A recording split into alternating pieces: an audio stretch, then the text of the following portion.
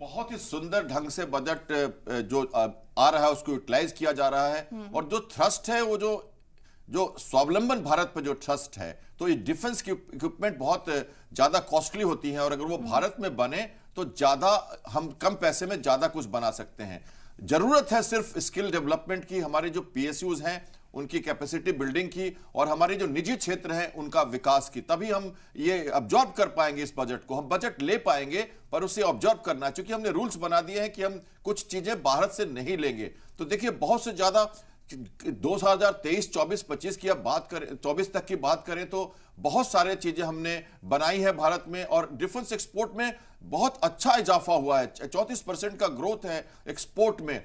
हम मिसाइल्स बाहर दूसरों देशों को दे रहे हैं, हम रॉकेट लॉन्चर्स दे रहे हैं, हमने शिप दिया, हमने एयरक्राफ्ट दे रहे हैं दूसरे को, हम तेजस का निर्माण करके दूसरे देशों को बेच रहे हैं। हमने साउथ ईस्ट में या हम अर्मीनिया की बात करें सब जगह अपनी मिसाइल्स बेच रहे हैं, हम रॉकेट लॉन्चर्स बेच रहे हैं। तो ये जरूरी है कि अगर हम कम पैसे में ज्यादा चीजें खरीदना चाहते हैं तो एक्सपोर्ट ज्यादा और इंपोर्ट कम करें और ज्यादा चीजें बनाएं। देखिए सबमरीन्स, एयरक्राफ्ट, तेजस मार्क 1 जरूरी है एयरफोर्स के लिए, फाइटर एयरक्राफ्ट की बहुत ज्यादा जरूरत है, हमें टैंक्स, हमें रॉकेट लॉन्चर्स की बहुत ज्यादा जरूरत है, ऑर्डिनेंस की, अम्यूनिशंस की बहुत ज्यादा जरूरत है आर्मी को, सबमरीन्स की बहुत ज्यादा जरूरत है हमको, MQ-9B ड्रोन्स हम खरीद रहे हैं तो उसके लिए फंडिंग चाहिए होगी। जस्ट देखिए 2024 में कई डील्स हमने की है दूसरे कंपनीज के साथ, एक इंपोर्ट के लिए भी की है जो हम नहीं बना पा रहे हैं, जो जरूरत है। तो लीज ऑप्शंस भी है, नौसेना ने कई लीज ऑप्शंस भी किए हैं। INS चक्रा की बात करें, न्यूक्लियर सबमरीन पहली बार हमने लीज किया, फिर हमने अभी MQ-9B ड्रोन्स भी लीज किए हुए हैं। हम पहले से अनुभव हासिल कर रहे हैं ताकि हमें कम कॉस्ट पे भारत में इसका उत्पादन करने का मौका मिले। देखिए हमने दृष्टि ड्रोन भी बना लिया और अब हम ड्रोन की टेक्नोलॉजी पे भी अपना काम कर रहे हैं। नौसेना ने अपने ड्रोन्स इस्तेमाल करना शुरू कर दिया है, भारतीय जो ड्रोन्स है।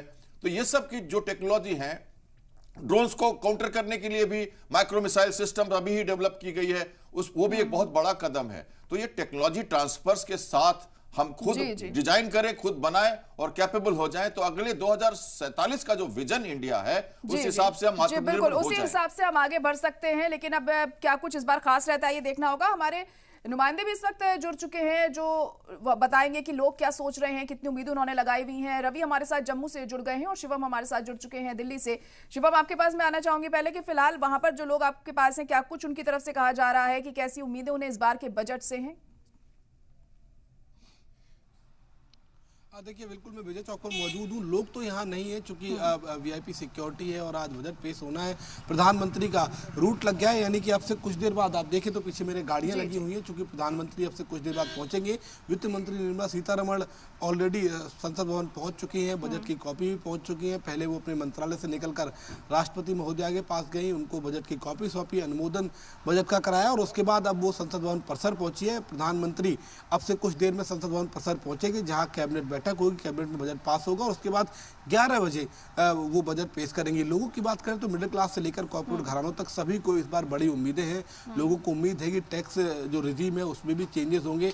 किसान की बात करें तो किसानों को उम्मीद है जो प्रधानमंत्री किसान सम्मान निधि है उसको बढ़ाया जाएगा। महिलाओं को उम्मीदें हैं। हेल्थ सेक्टर को लेकर भी इस बार चर्चा है कि हेल्थ सेक्टर का जो बजट है उसको 10% पहले से बढ़ाया जाएगा। स्टूडेंट्स को लेकर भी तमाम योजनाओं को लेकर चर्चा है। लेकिन जिस तरीके से प्रधानमंत्री ने लक्ष्मी माँ का जिक्र किया था उससे लोग उम्मीद कर रहे हैं कि जो बीते 3-4 सालों से लगातार लोगों को उम्मीद थी कि टैक्स रिजीम में बड़ा बदलाव होगा, वो भी इस बार देखने को मिल सकता है।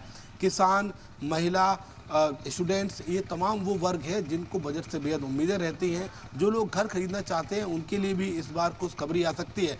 बड़ी बात यह है कि CII ने जो अनुमोदन किया था कि अगर हम जो एक्साइज ड्यूटी है पेट्रोल डीजल की, चूँकि हर चीज़ की अगर महंगाई की बात करें तो पेट्रोल डीजल से सीधे तौर पर मुख्तलिफ चीज़ें जुड़ी होती है, चाहे वो किसान हो, आम वर्ग हो, कॉस्ट बढ़ जाती है। पेट्रोल डीजल जब बढ़ता है तो उम्मीद ये की जा रही है कि इस बार पेट्रोल डीजल में एक्साइज कटौती भी केंद्र सरकार अपने बजट में कर सकती है, जिससे आम लोगों को बड़ी राहत मिल सकती है। बिल्कुल शिवम, हमें थोड़ी देर इंतजार करना पड़ेगा, देखना होगा क्या कुछ इस बार होता है, कितनी उम्मीदें जो हैं लोगों की टिकी हुई जो हैं उस पर खरा उतरता है ये बजट। और हमारे साथ रवि भी जम्मू से जुड़े हुए हैं। रवि, आपसे जानना चाहेंगे कि लोग जो हैं वो क्या कुछ आस लगाए बैठे हैं इस बार के बजट से कि निर्मला सीतारमण आज क्या कुछ खास देने वाली हैं, क्या कुछ सौगातें रह सकती हैं?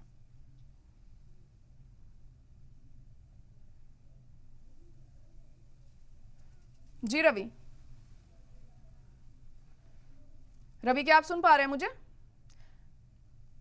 फिलहाल अभी राब्ता नहीं हो पा रहा है रवि से हमारा। तो आपको बता दें कि 11 बजे निर्मला सीतारमण बजट पेश करेंगी और इस बार किस सेक्टर को क्या सौगात मिलती है ये बहुत अहम होगा देखना। क्या महंगा होता है, क्या सस्ता होता है, और फिर बात चाहे हम एजुकेशन की कर लें, हेल्थ सेक्टर की कर लें, खवातीन की कर लें, कि महिलाओं के लिए क्या कुछ खास रहेगा इस बार, क्योंकि हर बार के बजट में कुछ ऐसी चीजें होती हैं जिनको ज्यादा तवज्जो दी जाती है और जो कहीं ना कहीं दरकिनार कर दी जाती हैं। लेकिन इस बार क्या हर चीज को ध्यान में रखते हुए ये बजट बनाया गया है, या फिर एक बार दोबारा से लोगों को कुछ चीजों में मायूसी हाथ लगेगी, ये अब से थोड़ी देर बाद पूरी तरीके से साफ हो जाएगा जब बजट पेश किया जाएगा। तो और पल की अपडेट भी हम आपको लगातार दे रहे हैं। निर्मला सीतारमण पहुंच चुकी हैं पार्लियामेंट और अब से कुछ ही देर में वो बजट पेश करेंगी।